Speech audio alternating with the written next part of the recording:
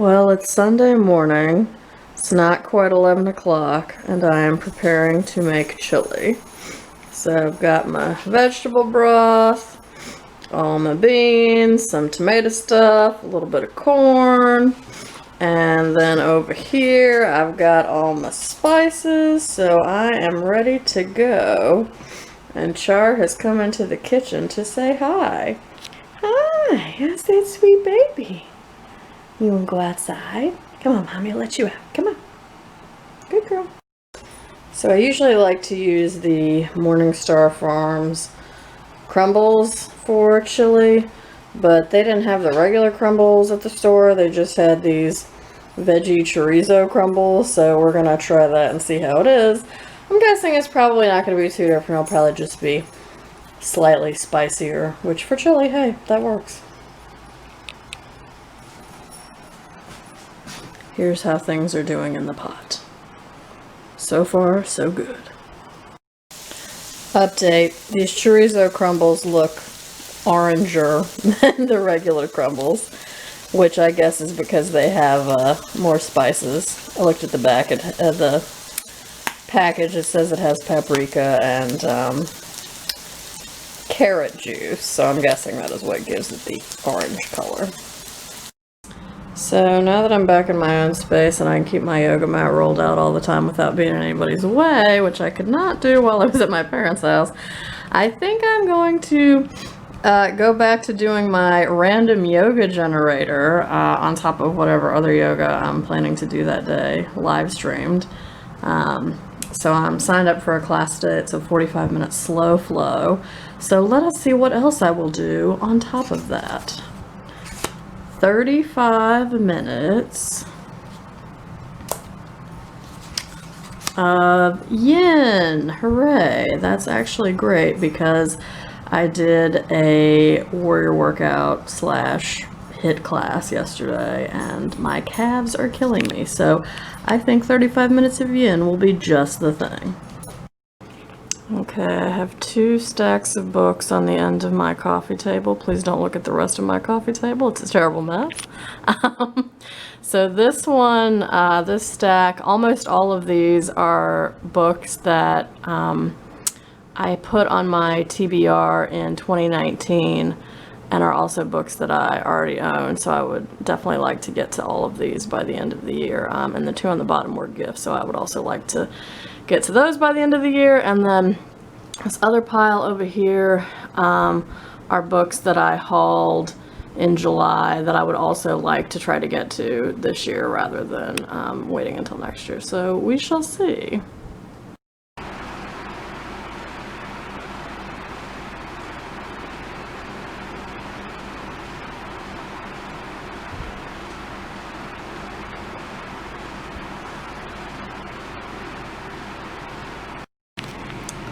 It is not even 4:30, and look how dark it is outside.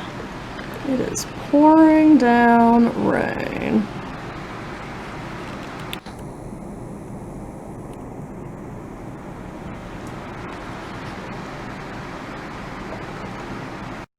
Hello.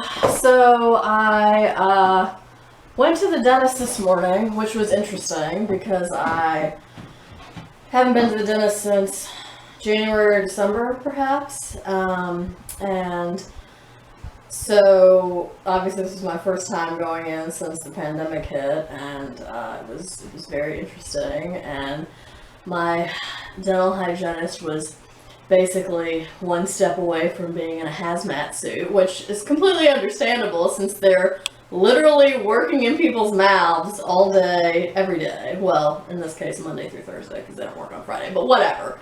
The point is, they're very close exposure, so I understand why they're basically one step away from being in a hazmat suit. But if you are like me and didn't necessarily know this about a mask like this, because this is what UNG gave us. They gave us 5 of these that we can wear once classes resume. I had not been wearing a mask like this before. I wore one that just sort of automatically was when I put it on, it fit more snugly across my face. But because these are masks like the kinds the dentist and the dental hygienist wears all the time, my dentist actually gave me some very useful information about this mask, because when I was wearing it, number one, I actually had it upside down like this, and I'll tell you how she told me there's a correct way to figure out which way it goes, and I just, put it on like this, and so obviously when I do that, there's like these big gaps here, and then kind of here too, so it's like not really doing me that much good. So she said that you can tell which is the top. If you hold it up to the light, you'll see there's like a sort of thin metal strip on one side, and that's to like push it down over your nose like this so that it'll fit better. And then she said that if you twist the loop around your ear, that will help it fit more securely on the side. So that will look like this.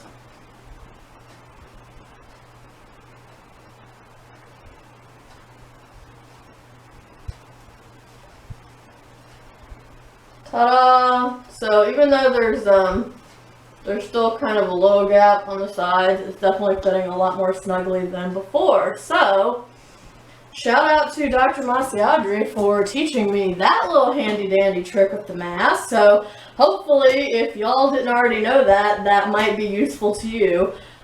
So you're welcome, because I didn't know what I was doing. And then after I went to the dentist, I went by the library and picked up this copy of Paris Trout by Pete Dexter that I had on hold. My local library is doing curbside pickup, so I just had to call them when I got there, and they had somebody come bring it out, put it on a table that they have in front of the sliding glass door, and then I just went and got it, and it was all very no fuss, no muss, no contact at all. So I'm reading this for Robert at Barter Hordes' backlist, the Barter Hordes backlist book club. It's like a backlist of 20th century titles that he wanted to read. So this was our first pick for the month of August, so I will be starting this probably in the next few days. I want to finish at least one of the books I'm currently reading. I'm probably going to finish the Shakespeare Requirement either today or tomorrow, so I will probably start this after I finish that. So yeah, I will check in with you all later. Alright, it is 3:45, and I have 65 pages left in this book. I would like to finish it. What do you think, Char? Do you think Mommy can finish it? Can Mommy finish it? I think so. What a sweet girl. Here was the future, Cassavan thought. Out with considered argument and nuance, in with publicity stunts, competitive righteousness, and the thrill of rage. I couldn't agree more. Okay, I just finished this book. Hooray! That's pretty good. I was definitely amused. So more thoughts about this to come in my Friday Reads video. Okay, so I finished the Shakespeare Requirement, and then I pulled out Paris Trout to see how long it was, and I flipped to the end to see how many pages it had, and I see the name of this character, Edward Fix, F-I-X-X, and y'all, there was a character in the book that I just finished named Bill Fix, F-I-X-X. What are the odds? Probably about as good as the odds last month that I read the two books with characters named Bunny. So crazy. Okay, I've decided to start Frances E.W. Harper's novel, Iola Leroy.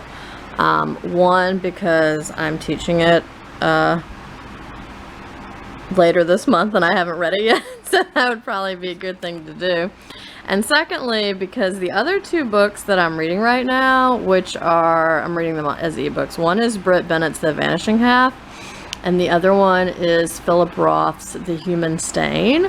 So if I read this book with those two, that means all three of the books that I will be reading at the same time all feature a very light-skinned African-American character who, does or does not choose to pass as white.